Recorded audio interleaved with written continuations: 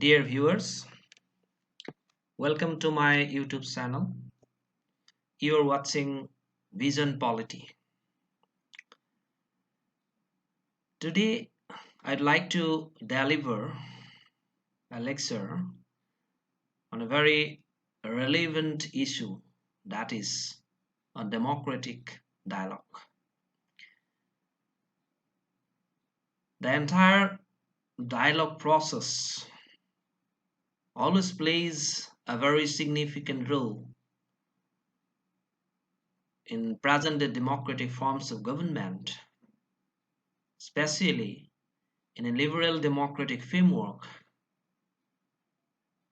The character of the nation state that rebuilt on the basis of how the democratic government can able to resolve the dispute mechanisms which are going on, maybe in between the state actors and non-state actors, or maybe the two non-state actors, or some other classes in different forms. So in present day context, this dialogue, or especially the process of dialogue, that means that this democratic dialogue process become more significant. This very concept of this democratic dialogue that basically molded by four specific institutions during the time of preparations of a kind of handbook for the dialogue practitioners. These institutions are Canadian International Development Agency, CIDA, then IDEA, International Institute for Democracy and Electoral Assistance, then OAS, the Organization of American States, and UNDP, as we all know, United Nations Development Programs. These institutions made a collaborative effort to find out the important role that played by dialogue process in advancing peace, human development, and democratic governance. And their basic task was to prepare a basic handbook specifically for the dialogue practitioners who actually practiced the dialogic process, in order to develop a kind of dialogue between the hostile parties. This democratic dialogue brings a wide array of societal actors into conversations that lead to positive change. It can be used to achieve consensus or prevent conflict. So it can be largely utilized as a kind of conflict resolutions mechanisms. And its dialogue process, it's considered to be beneficial in terms of other democratic mechanisms such as negotiations, because this democratic dialogue process is considered to be more inclusive, it's considered to be more humanitarian. There's a kind of gradual development, gradual consensus, there's a kind of mutual consensus among the hostile parties, on the basis of which the entire dialogue process become more fruitful. But to make a kind of fruitful dialogic process, the dialogue practitioners have to be practiced very well. They must be trained very well. They must understood the realities from both the sides. Then they can able to resolve a particular conflict. And that is the reason why for effective dialogue process, focus should always be made to the dialogue practitioners. These are the people who actively or potentially engaged in organizing, facilitating, or promoting dialogue work within their institutions and society. So it's very much important to define the meaning of dialogue before analyzing the whole process of dialogue, or go in more details about the dialogue. So regarding the definition of dialogue, OAS means Organization of American States, the Dialogue Forum. They define dialogue as a problem solving process that is utilized to address socio-political and economic based issues that cannot be adequately and effectively solved by one or more several governmental institutions alone. That means it must be a kind of conducive process. It must be a kind of unilateral process. It must be a kind of comprehensive process. On the basis of that, can only we may come to the conclusions. We may resolve a particular problems. Then again, International Institute for Sustained Dialogue Forum, they define the dialogue as a process of genuine interaction through which human beings listen to each other deeply enough to be changed by what they learn. It makes a serious effort to take others' concerns into her or his own picture, even when disagreement persists. No participant give up his or her identity, but it recognizes enough of the other's valid human claims that he or she will act differently towards the other. So it's a kind of positive effort. It's a kind of inclusive effort. Each and every party engaged in that particular dialogic process, their basic aim was to resolve a particular conflict at any cost. That's why this dialogic process have, relations with the very concept of democracy. That's why I'm talking about this democratic dialogue. In present context, both in the national and international context, in terms of resolving conflict, in terms of establishing international peace and security, there must be a kind of democratic dialogic process which can able to make a kind of consensus in between that peace and is the process of development, on the basis of which we can reach that particular position, that is governance. Then can only the democratic forms of government can able to develop their governability capacity after establishing peace, and by rigorously re-emphasize in different new developmental pathways. So there's a correlation between these three: peace, development, and governance. And for proper utilization of that process, proper implementation of policies for increasing the durable peace, for realizing this durable peace, for increasing the duration of peace, uh, uh, that the process, there must be a kind of democratic dialogic process. In terms of dialogue, there's a kind of this the whole process of dialogue is considered to be a kind of it is a kind of cycle. From dialogue, it goes around in terms of deliberation, then finally there's a kind of decision making mechanisms, and on the basis of which we can say whether this dialogue become effective or not. There's a kind of process, there's a kind of recycle process, on the basis of which we can go for a dialogic process, on the basis of which we can say that whether the dialogue process become more effective or become ineffective. So regarding dialogue, we have to go these four pathways. Firstly, we have to go for bringing together many voices. That means there must be kind of accommodating capacity. We must develop that dialogic practitioners must develop that particular accommodating capacity to accommodate all those voices. They must have to listen to each and every voices, their stories, that means these narratives, different sorts of perspectives. Then secondly, uh, in terms of dialogue process, they have to go for shared inquiry. They have to inquire each and everything. There must be sufficient amount of exploration to find out whether it is true or wrong. They need to rediscover something. And thirdly, in case of dialogic process, there's a kind of deep listening that fosters respect and understanding.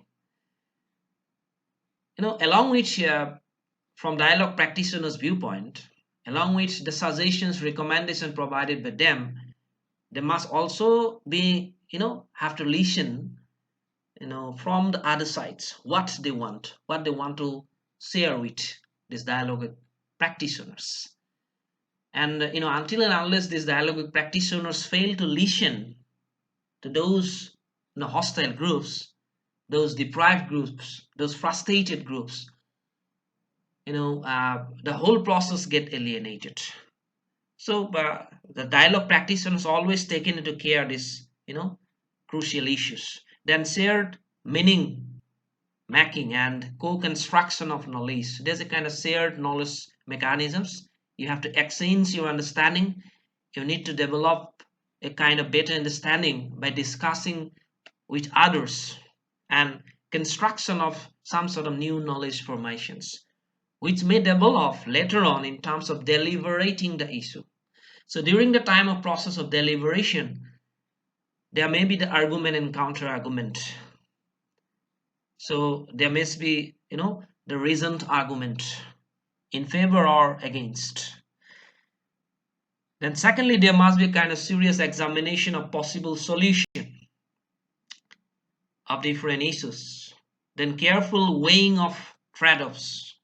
Carefully they have to, legitimize, they carefully understood.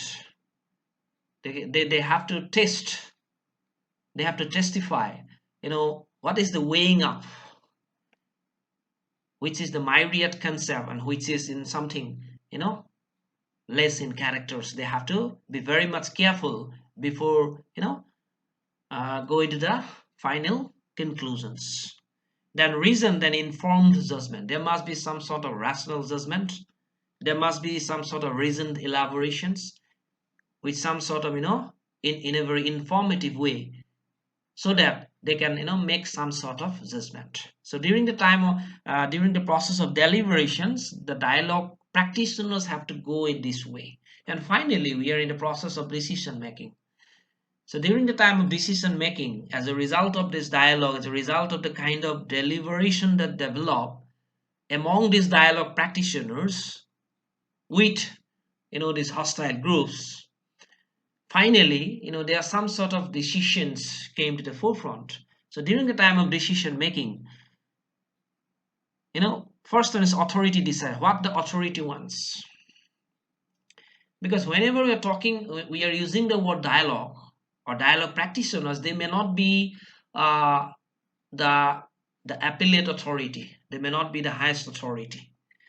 So it is very much important in case of the success of a particular dialogue process that entirely relates with the decisions taken by the highest authority. So in that process, then again the very idea of negotiations came into existence, which is something different with dialogue. And during the time of negotiation, there may be a kind of mediation, there may be a kind of arbitrations may happen. So these are some sort of contested issues during the time of decision making that arise to go for effective dialogue. Then consensus. So consensus may be in two ways. One may be overlapping consensus and another may be a mutual consensus. If there's a mutual consensus, that will be beneficial. And finally, vote has been taken. Vote has been taken to decide whether the policy need to be implemented, whether the agreement need to be signed, whether there's a kind of agreement, considered to be valid or not. So the entire dialogue process proceed in this way. So during the time of these dialogue mechanisms, there are three significant issues are very much crucial. There are three important issues. Number one is decision makers who take the decisions. Second one is dialogue promoters, and third one is process experts. So who are decision makers? So decision makers are the people who have formal responsibility for addressing the challenges that confronting society in different level, that may be local, that may be national, that may be international, regional, global, etc. So this dialogue practitioners, when they use dialogue as a means of fulfilling these responsibilities, later on among them, there may be someone is considered to be decision makers. Okay.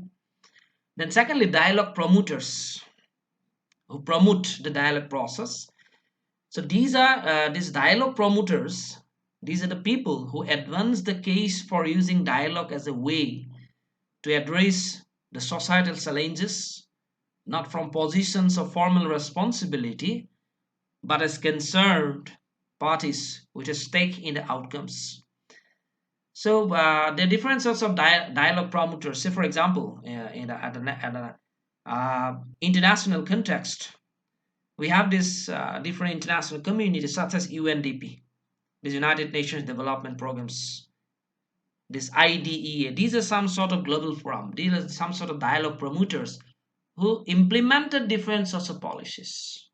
So, for example, this UNDP's 1994 Human Development Report basically highlighted the issue of human security, and later on, on the basis of that particular process, each and every member countries of United Nations organizations,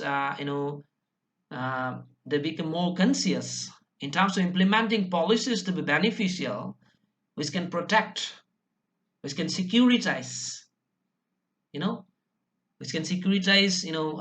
the interest of the common people. So there we have different dialogue promoters, then these process experts. So these process experts are the people who bring the technical process expertise from a variety of disciplines to support dialogue initiatives, and who in the many cases have devoted their careers to advancing the use of dialogue. So these are some, different categories of responsibilities that has been performed by dialogue practitioners and different portfolio holders who are engaged in the entire democratic. Apart from this, in a democratic environment, there must be always a kind of need for dialogue. We need to understand what is the need of dialogue, because you know because dialogue is considered to be kind of important phenomenon. It's an important component of democracy. So you have to understand what is the need for dialogue. So for that, at first, we need to understand two specific issue, two specific components, which always create some sort of contestations. One, the first one, that is a deficit in the soft side of democracy, means the culture of participation and cooperation that required to make societies resilient and democratic government sustained. So that means there's a kind of sometimes there's a kind of in case of societal context, some sort of resilience came into the forefront. And it's very much important how the democratic government respond to all those resilience. That is very much important in case of the success, increasing success level of the dialogue process. And the second one, that is the effectiveness gap in governance. So we have to go for need for effective governance. So one is soft side of democracy, that is very crucial, and second one is need for effective governance. And for these two reasons, we need the dialogue process. Regarding the soft side of democracy, first one is we have to go for increasing the capacity to resolve conflict peacefully. There's a kind of, this is the soft side of democracy. How this is very much important, how the democratic forms of government can able to develop the capacity in terms of resolving conflict peacefully. So all you have heard about the conflict resolutions mechanisms, because the conflict resolution mechanism, it's a kind of greater and greater area. Within that parameters of conflict resolution mechanisms, we have a lot of diversification. Say for example, we have this conflict transformations, we have this conflict management. So it is the duty on the part of the democratic forms of government to implement the effective policy which become mostly beneficial for their own regions to resolve a particular conflict very peacefully, you know So that is more important. That is the soft side of democracy, without using, some sort of violence or pressure or dominations. Then secondly, the capacity to cooperate across the political party lines. That is also very important in terms of the soft side of democracy, because the competition among political parties, that is a mechanism for public debate on national issues and priorities. And once elections are over, however, politician, we always find that there may be some difference, how they cooperate and govern for the benefit of all, whether sometimes there may be a breakdown will occur. So the capacity of that particular government, you know that government always have to taken into consider that particular cooperation across the political party lines. Then the capacity to develop an inclusive agenda for action. That means sometimes what happened, the development of some plans, some policies, you know uh, political parties and elected officials sometimes have the will and the skill to develop plans and programs that address the need of the society as a whole. And when they conduct some effective work, the development of such plans builds consensus around the proposals and alignment behind the action steps they put forward it.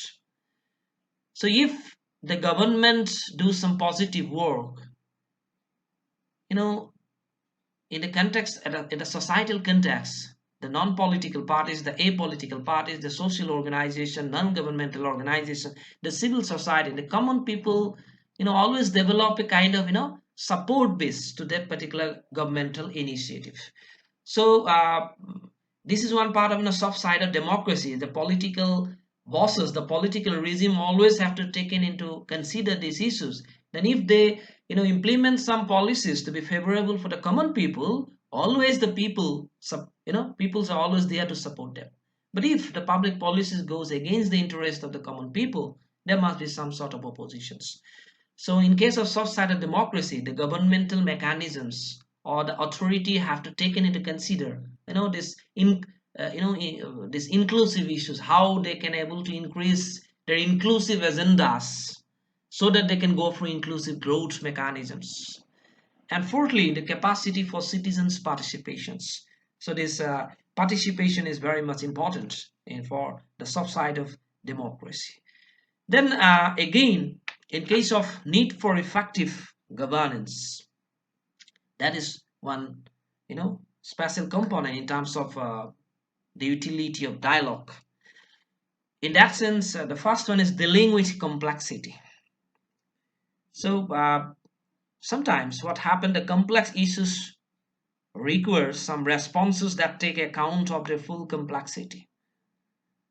So we have to deal, say for example, the recognition that the tackling AIDS crisis involves addressing gender relations, or that ending violent conflict may have to involve some addressing poverty.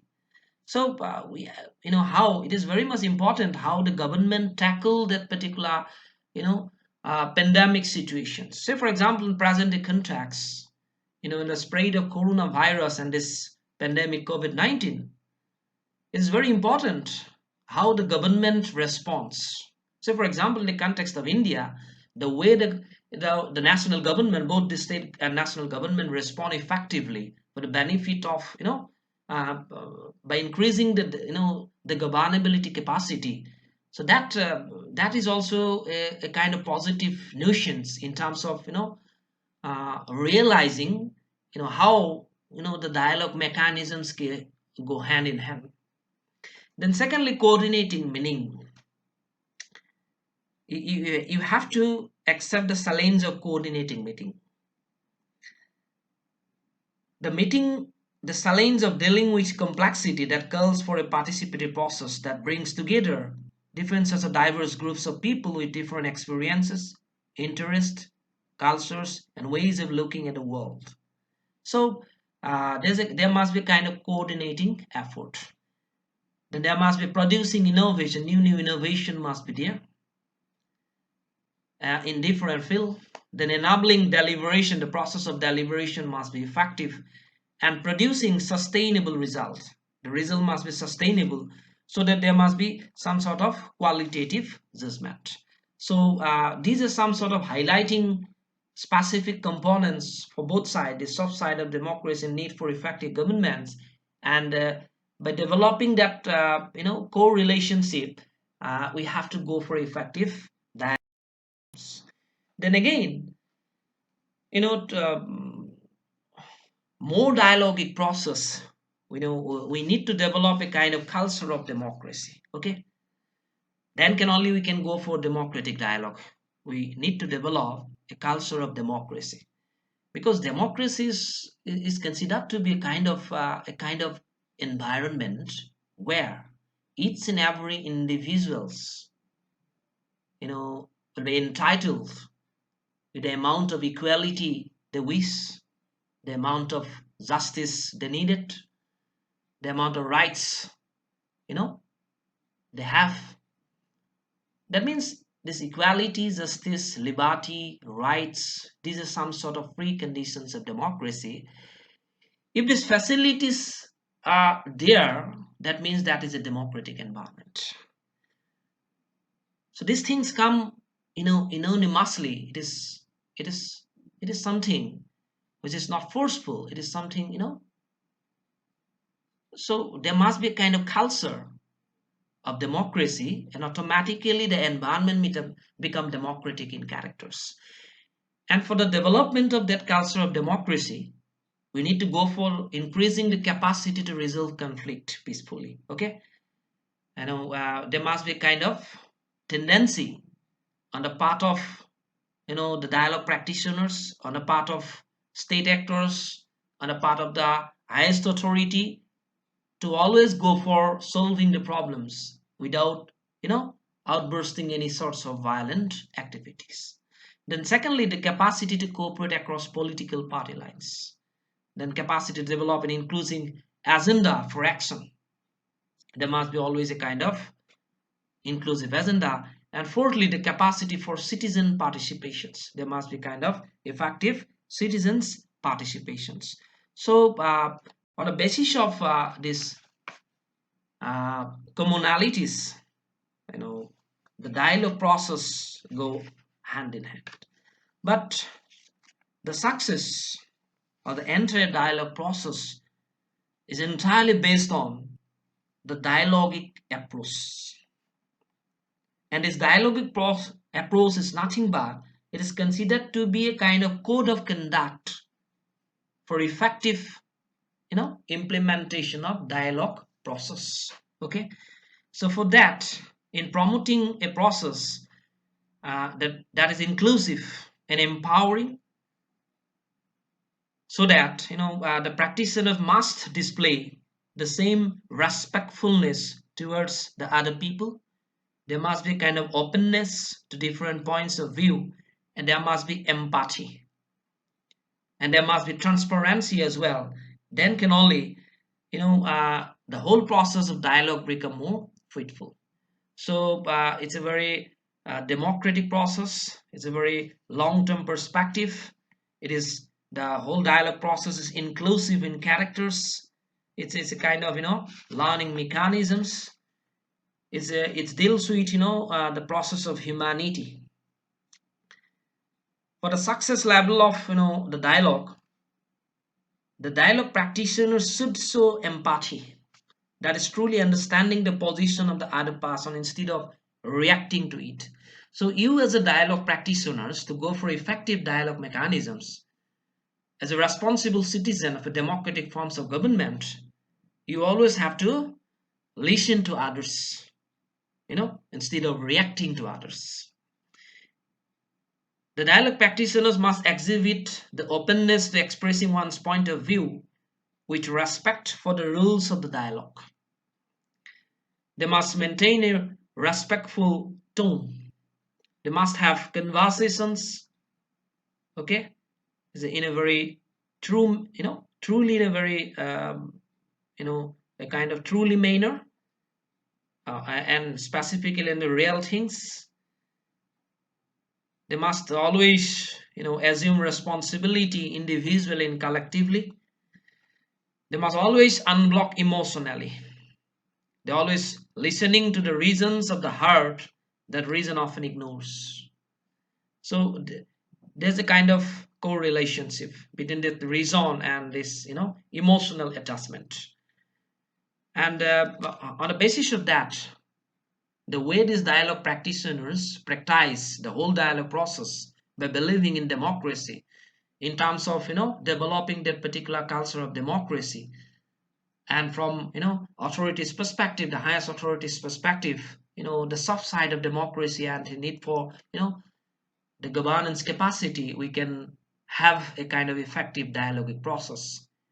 And on the basis of this dialogic process, in different situations, in different level, whether it's a local, whether it's a regional, whether it's a state, whether it's a national, whether it's international, any kind of problems can be solved, thereby developing a kind of consensus which will be helpful for durable peace, proper human development, and good governance. So with that, I'd like to conclude my today's lecture on democratic dialogue. So thank you very much for watching my video. Thank you very much. Stay safe, and subscribe my YouTube channel Vision Polity.